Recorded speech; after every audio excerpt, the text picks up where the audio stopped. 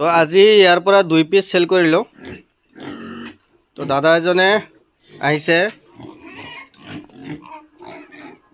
গোৱালপাৰাৰ পৰা। যেহেতু জনাইছিলো যে এইখিনি অহাকালি খাই কৰি দিম, অহাকালি দেওবাৰ।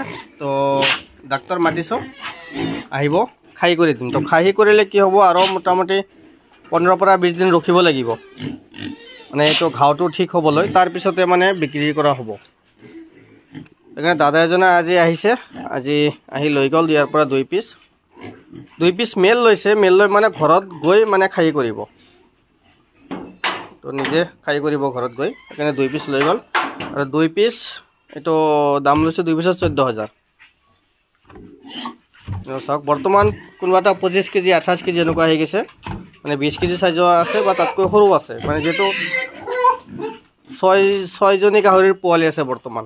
টোটাল ইয়াত 50 পিছমান পোৱালি হ'ব, 6জনী গাহৰি আছে। সেইকাৰণে সকলোবোৰ পোৱালি একে ওজনৰ নহয়, সৰু ডাঙৰ আছে, বয়সো কম বেছি আছে। 3 মাহৰ আছে, 4 মাহৰ আছে, 2 মাহৰ আছে, আৰু দামখিনিও বেলেগ বেলেগ।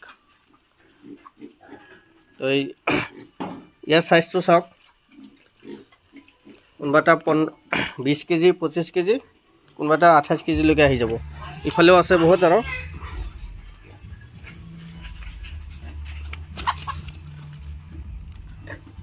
ইফালেও আছে ৰাণী আৰু ঘুংৰু ক্ৰছ পোৱালি আছে ইয়াত। এইটো 30 কেজি ওজন আহিব কমচে কম, 30 কেজি 35 কেজি এনেকুৱা ওজন আহিব কোনোবা এটা।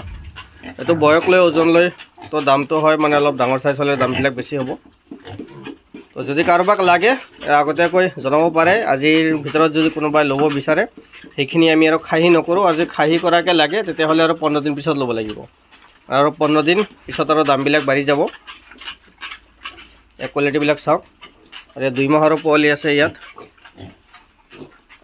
2 মাহৰ পোৱালি আছে, মানে এইখিনিও খাই কৰি দিম কমপ্লিট।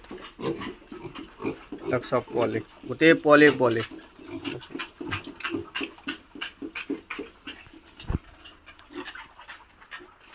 আৰু বন্ধুসকল, আমাৰ লগত মানে ফেঞ্চি পাৰ চৰাই আছে, ফেঞ্চি কুকুৰা চৰাই আছে, 12 মাহে কণী পৰা কুকুৰা চৰাই আছে, আৰু বহু ধৰণৰ পাৰ চৰাই আছে। আমাৰ লগত টোটাল 42টা প্ৰজাতিৰ পাৰ চৰাই আছে। তো কোনোবা যদি পাৰ চৰাই পালন কৰিব বিচাৰে, আমাৰ লগত যোগাযোগ কৰিব পাৰে।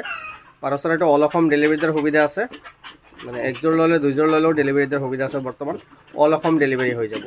তো বহু ধৰণৰ পাৰ চৰাই আছে, মানে ভিডিঅ' অলপ লগাই দিম ইয়াতে, আপোনালোকে চাই ল'ব। ধন্যবাদ।